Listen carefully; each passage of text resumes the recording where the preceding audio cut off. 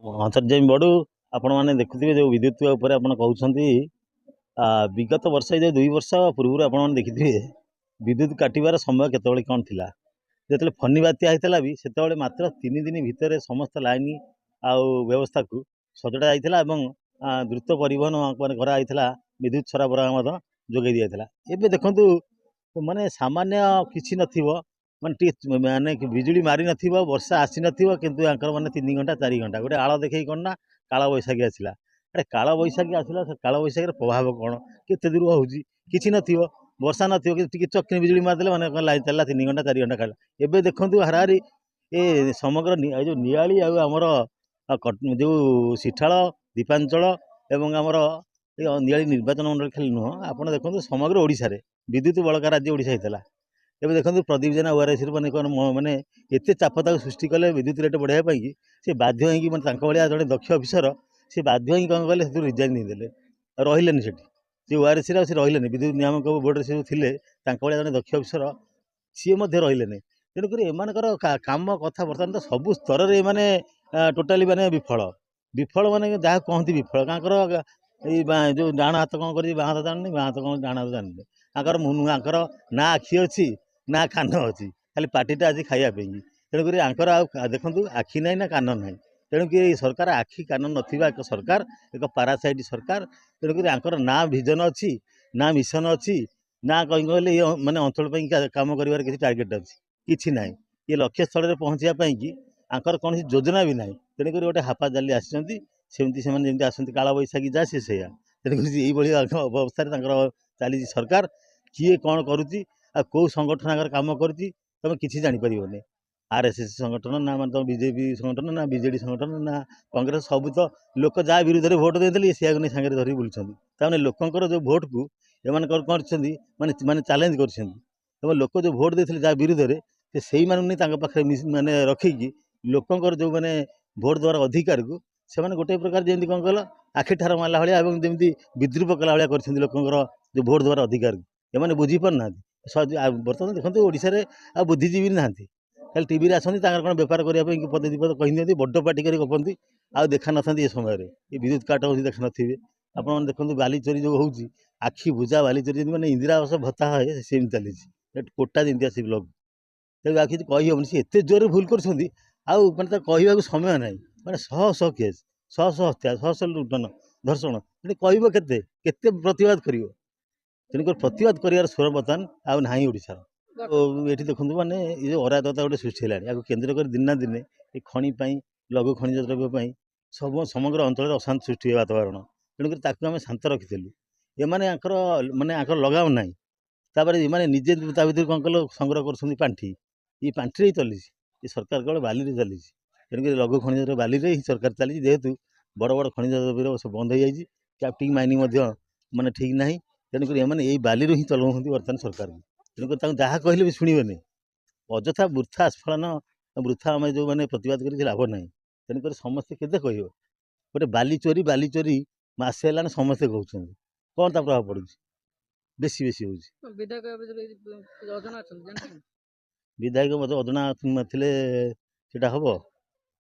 ବିଧାୟକ ଯଦି ଅଜଣା ଥିବେ ସେଇଟା କେବେ ହେଇପାରିବ?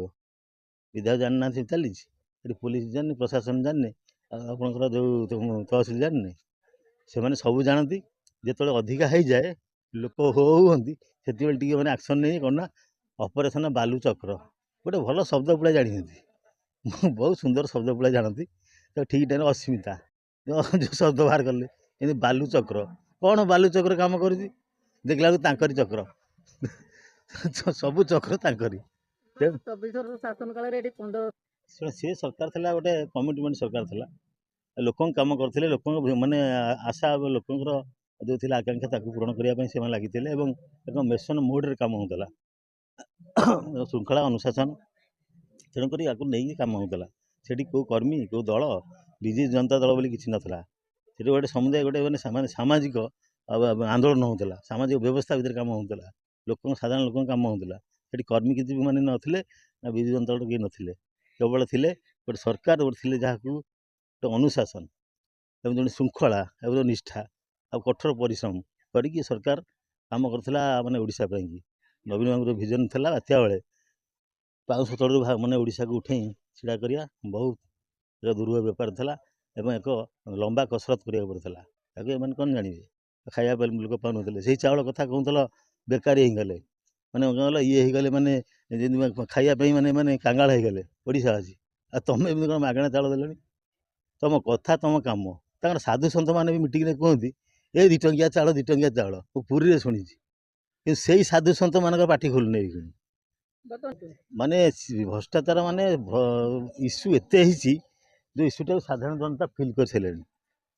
ତାକୁ ଆଉ ଇସ୍ୟୁ ଆନ୍ଦୋଳନ କରିବା ହିଁ ଆବଶ୍ୟକ ପଡ଼ୁନାହିଁ, କାରଣ ସେ ଇସ୍ୟୁ ଗୁଡ଼ାକ ସାଧାରଣ ଜନତାଙ୍କ ପାଖରେ ମନକୁ ପହଞ୍ଚିଗଲାଣି। କିନ୍ତୁ ଯେଉଁ ବିରୋଧୀ ଦଳ ରହିଛି, ପ୍ରମୁଖ ବିରୋଧୀ ଦଳମାନେ ଅଛନ୍ତି ଏବଂ ବିଜୁ ଜନତା ଦଳ ଯେଉଁ ତା'ର ରଖିଛି, ତାକୁ ମାନେ ଭୟ କରିକି ଗୋଟେ ସରକାର ମାନେ କିଛି କିଛି ଯୋଜନା କରୁଛି, ନହେଲେ ମୂଳରୁ କରିନଥାନ୍ତା। ସେ ସୁଭଦ୍ରା ବି କରିନଥାନ୍ତା। ଯଦି ବିଜୁ ଜନତା ଦଳ ନଥାନ୍ତା, ସୁଭଦ୍ରା ଯୋଜନା ସେ କରିନଥାନ୍ତେ। ମାନେ ଆକ୍ରମଣ ହେଉଛି ଏପଟୁ, ମାନେ ଜୋରଦାର ଗୋଟେ ବିରୋଧୀ ଦଳ, ଗୋଟେ ମାନେ ଷ୍ଟ୍ରଙ୍ଗ ବିରୋଧୀ ଦଳ ଅଛି, ତାଙ୍କ ଆକ୍ରମଣ ହେଉଛି। ସେ ବାଧ୍ୟ ହୋଇକି ଗୋଟେ ଶାସକ ଦଳ ତାଙ୍କ ସବୁବେଳେ ମାନେ ସେ ଚାପରେ ରହୁଛି। ନଚେତ୍ ମଧ୍ୟ କିଛି ବି କରନ୍ତିନି ସେମାନେ। ତାଙ୍କର କିଛି କରିବା ଯୋଜନା ନଥିଲା। କରିବେ କ'ଣ ଆଉ ନା ରାସ୍ତାଘାଟ ପରିବହନ ଠାରୁ ଆରମ୍ଭ କରି ଦେଖନ୍ତୁ, ମାନେ ସେତୁ ଠାରୁ ଆରମ୍ଭ କରିକି ଆପଣ ଯାହା ଦେଖନ୍ତୁ ସଫ୍ଟୱେୟାର ଟେକ୍ନୋଲୋଜି ଠାରୁ ଆରମ୍ଭ କରି କ'ଣ ଆଉ ଅଛି କି ବାକି? ସବୁ କାମ ସରିଯାଇଛି। ଇଏ ଖାଲି ବନ୍ଦ କରୁଛନ୍ତି କେଉଁଠି, ମାନେ କେଉଁଠି କାଠଯୋଡ଼ି ପାଖରେ ବନ୍ଦ କରାହେଉଛି, ମାନେ ରୋଡ଼କୁ କେଉଁଠି ବନ୍ଦ କରାହେଉଛି, କ'ଣ କହିଲେ ଇଲେକ୍ଟ୍ରିସିଟିକି କେଉଁଠି ବନ୍ଦ କରାହେଉଛି। ଆପଣଙ୍କର ଯେଉଁ କାମ ଗୁଡ଼ା ଥିଲା ନବୀନ ବାବୁ ପିରିୟଡ଼ରେ ଭଲ ଭଲ କାମ ସବୁ କରାହେଉଥିଲା, ଇନଫ୍ରାଷ୍ଟ୍ରକ୍ଚର ହେଉଥିଲା, ସେଟା ବନ୍ଦ କରାହେଉଛି। ଏ ସାଗରମାଳା ପ୍ରୋଜେକ୍ଟ ମିଛ କହି 4 ଲେନ୍କୁ 2 ଲେନ୍ କରି କ'ଣ ସବୁଦିନ ଖାଲି ଡିକ୍ରା ହେବ।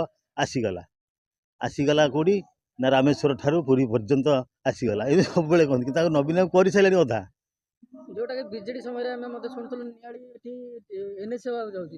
ବର୍ତ୍ତମାନ ବିଜେପି ସରକାର ଏଠି 2 ବର୍ଷ ଇଏ ଏନ୍ଏସି କ'ଣ କରିବେ?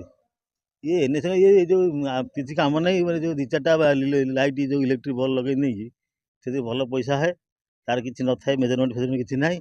ତ କିଏ କ'ଣ ଇଲେକ୍ଟ୍ରିକ୍ ବାଲା ଦେବ ସେ ଜାଣିପାରିନଥାନ୍ତି।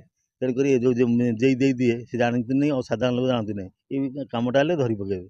ସେ ଇଲେକ୍ଟ୍ରିକ୍ କଥା ହେବ, ବଢ଼ିଆ ଲାଇଟ୍ ହେଲା, କିନ୍ତୁ ସେ ଲାଇଟ୍ରୁ ଅଧାରୁ ଅଧିକା। ତେଣୁ ସେଇ କାମ କରିବା କଥା ଯେଉଁଥିରେ ବେପାର ହେବ, ଆଉ ରଙ୍ଗରେ ବେପାର ହେବ। ଯଦି ବୋର୍ଡ଼ ଫୋଡ଼ା ହେଇଛି ବେପାର ହେବ, ଦେଖନ୍ତୁ କୋଟି କୋଟି ଟଙ୍କାର ବୋର୍ଡ଼ ମରା ହେଉଛି, କାମ ସେତିକି ନାହିଁ। ଆଶ୍ଚର୍ଯ୍ୟ କଥା, ଏଠି କେମିତି ଓଡ଼ିଶାର ଲୋକ ଆଖି ବୁଜିକି ବନ୍ଦ କରି ଅଛନ୍ତି ଯେ ଯେଉଁ ଆଗରେ ବୋର୍ଡ଼ ମରା ହେଇଛି, ଯେଉଁ ଆଗରେ ରଙ୍ଗ ଦିଆହେଉଛି, ସେଇ ଆଗରେ କାମ ଦେଖିଲେ ହେଲେଣି 1000 କୋଟି ହେବ, କିନ୍ତୁ କାମ ହେଇନି ସେତିକି। ତେଣୁକରି ସେମାନଙ୍କୁ ବର୍ତ୍ତମାନ ଆମର ଗୋଟେ ସଚେତନ ଆଣିବାକୁ ପଡ଼ିବ, ଗୋଟେ ଆୱାରନେସ୍ ଆଣିବାକୁ ପଡ଼ିବ, ମାନେ ଗୋଟେ ପୁନର୍ଜାଗରଣ କରିବାକୁ ପଡ଼ିବ। ତେଣୁକରି ତାକୁ ଆଣିବାକୁ ପଡ଼ିବ, ନହେଲେ ହେବ ନାହିଁ।